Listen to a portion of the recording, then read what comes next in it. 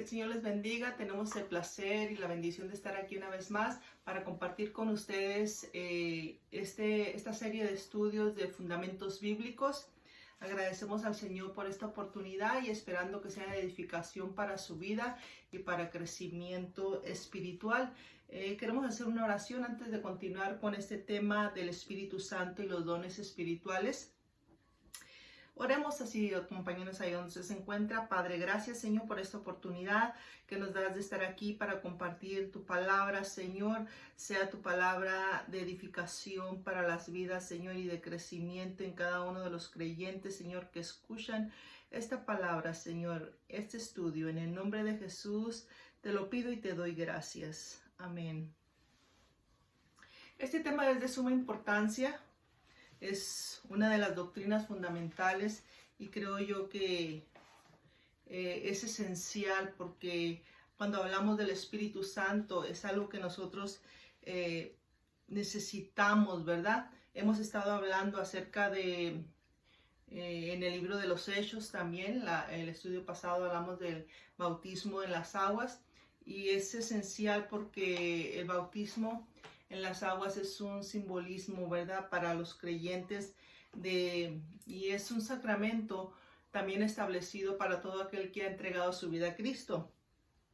En sí, cuando Pedro habló en el libro de los Hechos acerca del sermón que dio después de que ellos recibieron por primera vez el Espíritu Santo, ahí en el capítulo 2, Pedro dijo que la respuesta apropiada sería arrepentirse y ser bautizados y recibir el don del Espíritu Santo. Es imposible vivir la vida cristiana apartados del poder y de la presencia del Espíritu Santo. Es por eso que es tan esencial que nosotros tengamos como un fundamento firme que es nuestra necesidad, tener el Espíritu Santo. Tenemos el Espíritu Santo, pero cuando hablamos del bautismo del Espíritu Santo, esto es esencial después de que ya el nuevo creyente ha entregado su vida a Cristo. Y quizás hay creyentes que tienen un largo periodo que aún no han sido bautizados con la presencia del Espíritu Santo. Pero esta es una promesa que el Señor dio para todos los creyentes, no solamente para personas selectivas, pero esto es para todo y lo vamos a ver a través de la palabra, que Él nos da el poder que necesitamos para nosotros poder ser testigos firmes, y ese es el fin y el propósito principal del bautismo en el Espíritu Santo. El Señor Jesucristo aquí, bueno, más bien la palabra del Señor nos dice aquí en Mateo capítulo 3 versículo 11, hablando de cuando Juan el Bautista estaba predicando el mensaje, las buenas nuevas del arrepentimiento. Él les dijo, porque algunos pensaban que Él era el Mesías, pero sin embargo, Él en el versículo 11 dijo: yo a la verdad os bautizo en agua para arrepentimiento, pero el que viene tras mí, cuyo calzado yo no soy digno de llevar, es más poderoso que yo. Él os bautizará con Espíritu Santo y fuego. Así es que el Señor Jesucristo, Él es el que nos bautiza con el Espíritu Santo. ¿Quién es el Espíritu Santo? Diríamos nosotros, porque aún hoy en día hay doctrinas erróneas que simplemente ven al Espíritu Santo como una simple fuerza, aunque el significado de la palabra en el Antiguo Testamento es precisamente tiene algunos significados, la palabra original, que significa viento, y tiene otros significados, pero lo que nosotros vamos a entender a través de la palabra del Señor es quién es el Espíritu Santo, y eso lo vamos a encontrar a través de la Biblia. La Biblia nos enseña aquí en el Evangelio de San Juan, en el capítulo 14, el versículo 16 al 17. Este es un sermón que el Señor Jesucristo dio y nos indica que cuando Él partiera, Él enviaría al Espíritu Santo, al cual le llama el Consolador. Eso nos lo indica Juan 14, 16 y 17. Dice así: yo rogaré al Padre y os dará otro Consolador para que esté con vosotros para siempre, el Espíritu de verdad, el cual el mundo no puede recibir porque no le ve ni le conoce, pero vosotros le conocéis porque mora en vosotros y estará con vosotros. Aquí es el Señor Jesucristo hablando a la iglesia, a los discípulos, que aunque ellos ya tenían el Espíritu, enviaría, una vez que Él partiera, enviaría a otro, dice, a otro de su misma especie, a otro consolador, así como Él, pero sería otro, y en este caso se está refiriendo al Espíritu. Él mismo dice, otro consolador, el Espíritu de verdad. Entonces, ¿cuáles son algunas de las formas en que el Espíritu Santo ayuda a los creyentes? El versículo 26, ahí en el mismo capítulo de Juan donde estamos, nos indica que más el Consolador, el Espíritu Santo, a quien el Padre enviará en mi nombre, Él os enseñará todas las cosas y os recordará todo lo que os he dicho. El Espíritu Santo, Jesucristo, nosotros creemos en la palabra, en un solo Dios que tiene, es en tres personas, el Padre, el Hijo y el Espíritu Santo. El Espíritu Santo sería la tercera persona de la Trinidad. Y cuando hablamos de persona, hablamos precisamente no de una fuerza, no de una cosa, sino precisamente que es espíritu, pero que tiene voluntad, que tiene esas características, que puede consolar, que puede guiar, tal y como lo haría el mismo Señor Jesucristo. En el capítulo 16 de San Juan, también allí mismo, en el versículo 13 y 14, nos dice, pero cuando venga el Espíritu de verdad, Él os enseñará, Él os guiará a toda la verdad, porque no hablará por su propia cuenta, sino que hablará todo lo que oyere y os hará saber las cosas que habrán de venir. Versículo 14, Él me glorificará porque tomará de lo mío y os lo hará saber. El mismo Señor Jesucristo está diciendo que el Espíritu Santo, Él va a testificar con relación a Jesús. No es algo que se va a contradecir, sino que más bien en un acuerdo, el mismo Dios de la misma esencia, Él confirmará, glorificará al mismo Señor Jesucristo. Y esto es algo que nosotros podemos ver a través de la palabra, que el Señor en Mateo capítulo 10, versículo 19 y 20,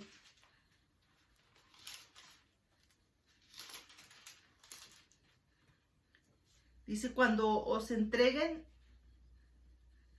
no os preocupéis por cómo o qué hablaréis, porque en aquella hora os será dado lo que habéis de hablar, porque no sois vosotros los que habláis, sino el Espíritu de vuestro Padre que habla en vosotros. El Espíritu Santo estará en el creyente. Y fíjese que el Señor, porque es cuando hablamos del Espíritu Santo tenemos que entender, cuando hablamos de bautismo, no debemos de confundir el bautismo en las aguas, porque ese es el bautismo del arrepentimiento con el bautismo del Espíritu Santo. Es algo muy claro, y precisamente como lo predicó Pedro en el capítulo 2 de los Hechos, a los creyentes, cuando vino el Espíritu Santo, ya eran discípulos, ya eran creyentes, pero ahí ellos estaban recibiendo la promesa precisamente de Hechos 1:8, cuando la palabra de Dios dice, y recibiréis poder cuando haya venido sobre vosotros el Espíritu Santo de la promesa, y me seréis testigos en Jerusalén, en Judea, en Samaria y hasta lo último de la tierra. Entonces el fin y el propósito del Espíritu Santo es revestirnos del poder, en otras palabras, de la unción de Dios, del poder para poder nosotros ser testigos vivos de Dios, ser testigos del Evangelio, de las buenas nuevas de Jesucristo. Entonces, yendo a Romanos capítulo 8, en el versículo 14,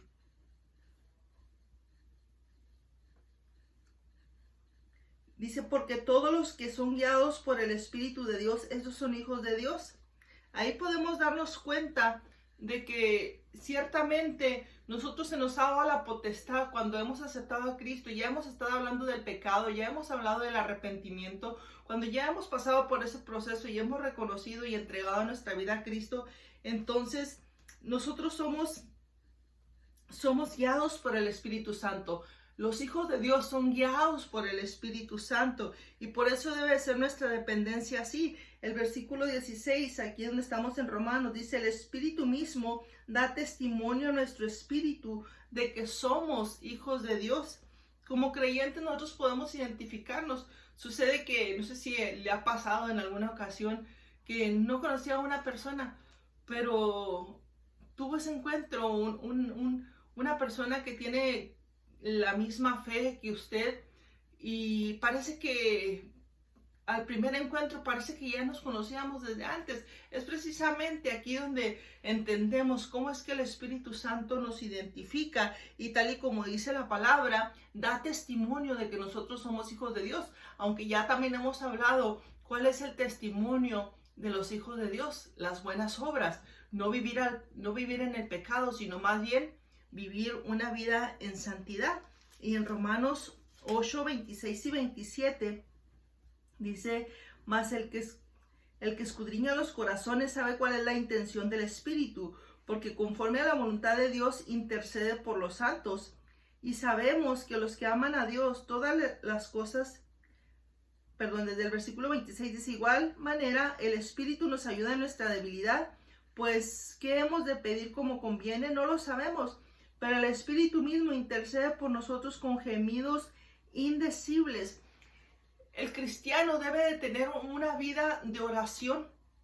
Esa debe de ser su vida. No es cuando nosotros hemos aceptado a Cristo, ya entonces tenemos una comunión íntima con el Señor. Y a veces, aunque parezca que no sabemos qué hacer, especialmente como nuevos creyentes, a veces da el temor o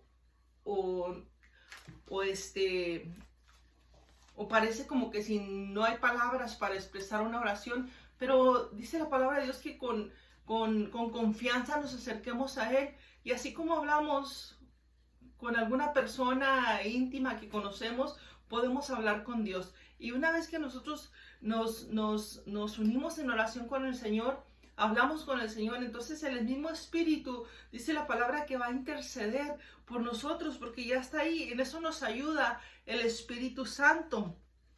Así es que, continuando con esto y sabiendo que el Espíritu de Dios, como dice Timoteo 1:14, mora en los hijos de Dios, esa debe de ser nuestra dependencia.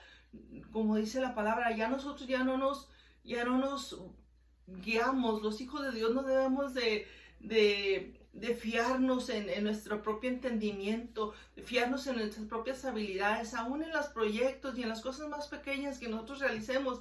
Esa es la dependencia de los hijos de Dios, que dependemos de Dios y dependemos de la guianza y del poder del Espíritu Santo.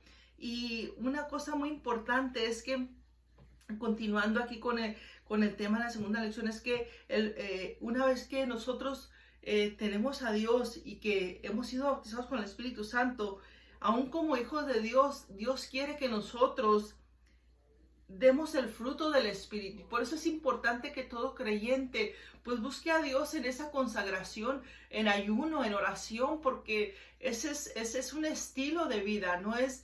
Y cuando nosotros lo buscamos, tal y como lo hacía la iglesia primitiva, los primeros creyentes, tal y como ellos perseveraban en oración, tal y como ellos ayunaban y oraban y clamaban a Dios porque querían de su poder y esperaban la promesa del Espíritu Santo. Hoy en día Dios no ha cambiado. Jesucristo es el mismo ayer, hoy y por los siglos. El Espíritu Santo sigue bautizando. Todavía hay una iglesia pentecostal. Esa es la iglesia. Cuando hablamos del pentecostalismo, hablamos de ese poder, de esa unción de una iglesia, de un pueblo que depende de Dios y de la guianza y del poder y de la unción del Espíritu Santo. Es una iglesia llena de vigor, de vida, porque donde está el Espíritu de Dios, ahí hay vida, ahí hay libertad. No somos una iglesia, una religión solamente, donde solamente es una liturgia, pero donde hay un mover, donde hay vida. Y por lo tanto, los hijos de Dios,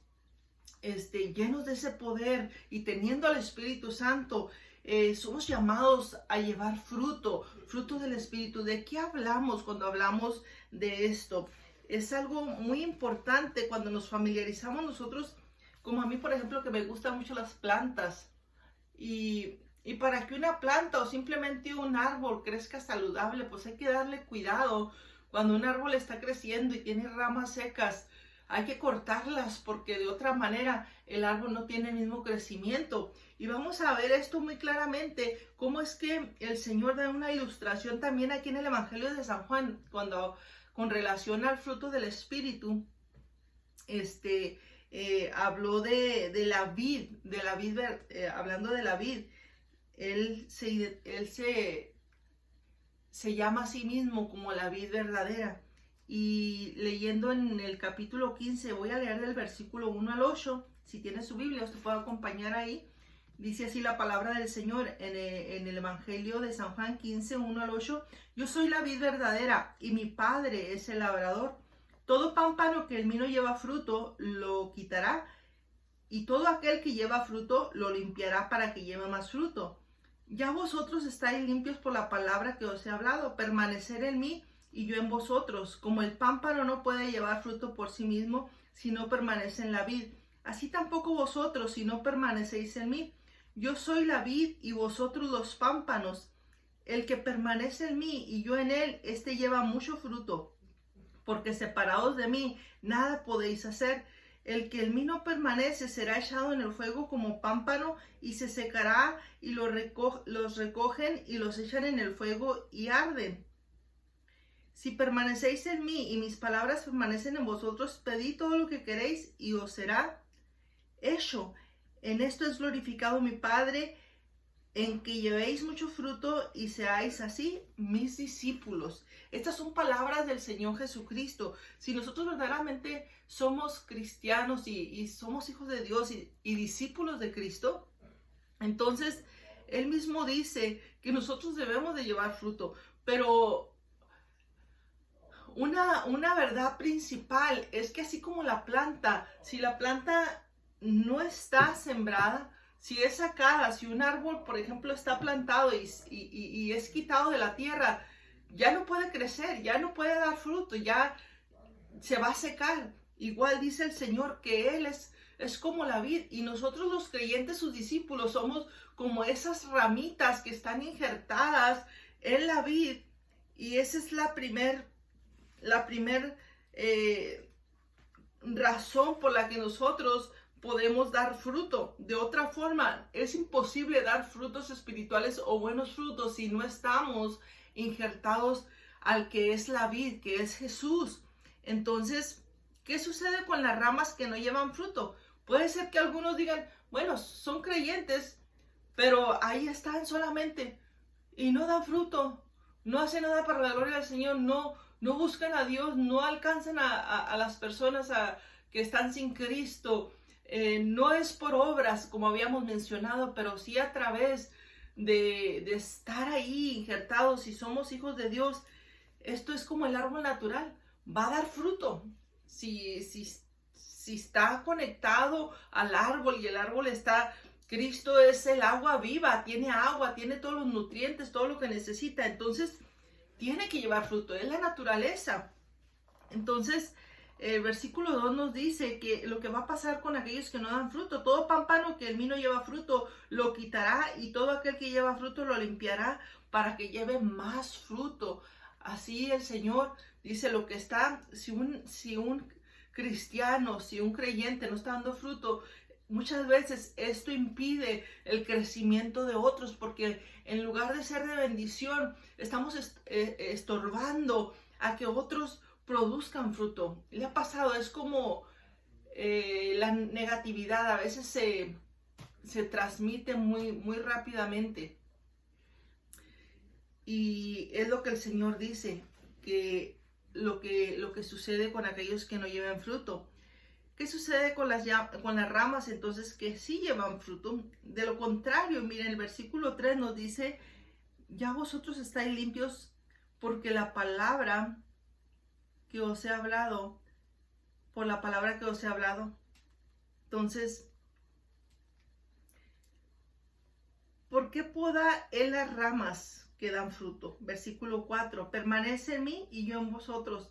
como el pámpano puede llevar fruto por sí mismo, si no, no puede llevar fruto por sí mismo si no permanece en la vid, así tampoco si no permanecéis en mí.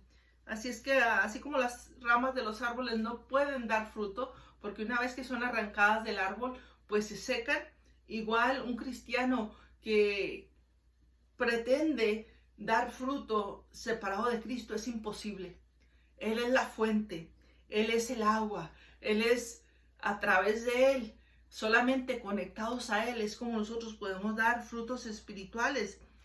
¿Qué pues debemos hacer para producir fruto espiritual? Claro que estamos hablando no de un fruto físico, estamos hablando de un fruto espiritual. Versículo 4 y 5 es precisamente permanecer en Cristo, porque Él dice, el que permanece en mí, ese lleva fruto. El que no está en mí, el que está fuera de mí, no va a llevar fruto. Entonces, si nosotros queremos dar fruto espiritual, tenemos que estar conectados, tenemos que estar en obediencia a la palabra del Señor, pegados con Cristo, a través de su palabra, a través de la oración.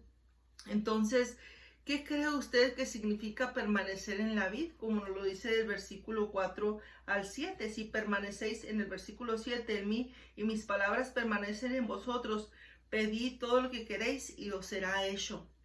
Así es que permanecer en Cristo y su palabra es el que cree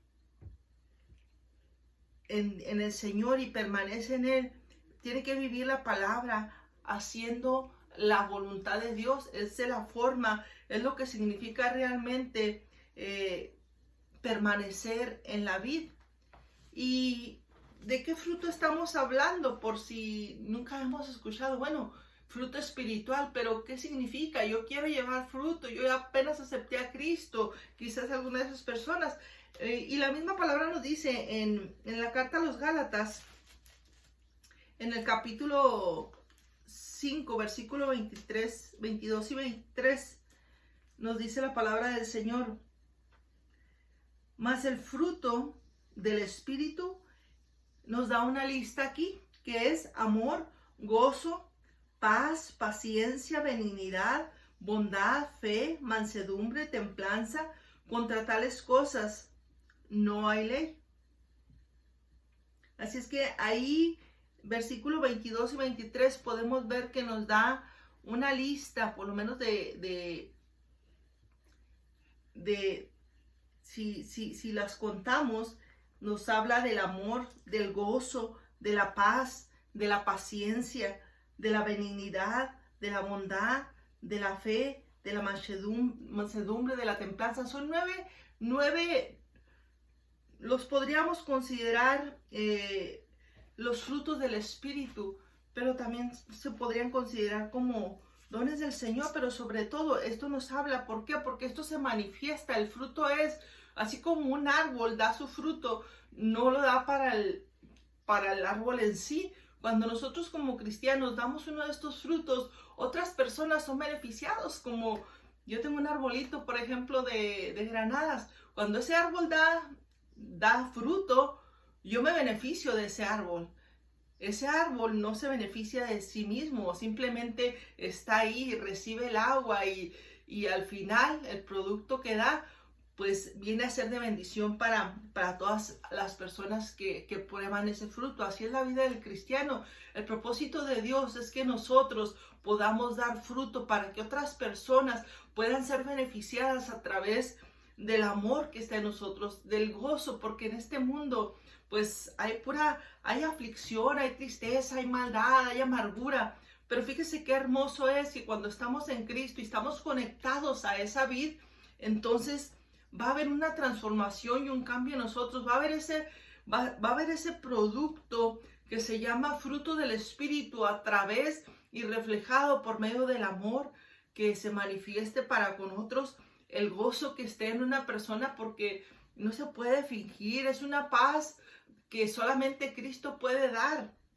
La paciencia, a veces hay personas tan desesperadas, pero aun cuando es maravilloso ver que cuando estamos en el Señor y buscamos a Dios, la presencia, el Espíritu Santo que mora, va haciendo una obra de transformación y podemos reflejar esos frutos del Espíritu, aún los que son malos. Mira el testimonio de Pablo, perseguía a la iglesia, pero después de que conoció a Cristo, tuvo un encuentro con el Señor, se bautizó y recibió el Espíritu Santo. Ya él, a la gente que aborrecía, a los cristianos que aborrecía y perseguía para matarlos, después los amaba. Él mismo se convirtió en uno de ellos, y es la obra que hace Dios a través de su Espíritu Santo, es la obra del Espíritu Santo en nosotros, la templanza. Entonces, el Señor quiere que nosotros demos fruto, y de todos esos frutos que nosotros podemos dar, en la carta a los Corintios, casi uno de los últimos